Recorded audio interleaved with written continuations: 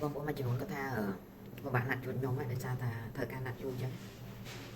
ខ្ញុំផ្ដល់អនុសាសន៍ថាបងប្អូនរាល់លេខដែលខ្ញុំដាក់ហ្នឹងគឺខ្ញុំមានដាក់លេខទូរស័ព្ទ Telegram តាមរយៈលេខរបស់កប៉ិចឬក៏សាំងសុងអញ្ចឹងបងប្អូនអាចឆាតទៅ Telegram ទៅគាត់ណាត់ឲ្យក៏ប៉ុន្តែបងប្អូនអាចណាត់ខ្ញុំសម្រាប់ថ្ងៃសៅរ៍ទៅទេដោយសារខ្ញុំអត់ធ្វើការទេ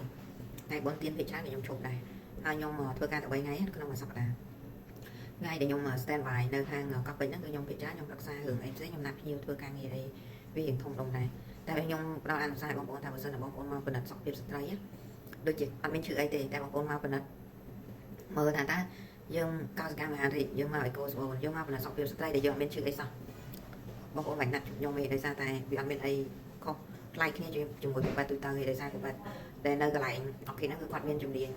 សិតតែគ្រូពេទ្យឯកទេសអញ្ចឹងគាត់អាចពិនិត្យបានឲ្យបានគេតែប្រាប់លទ្ធផលក៏ប៉ុន្តែបើសិនជាបងប្អូនមានបញ្ហា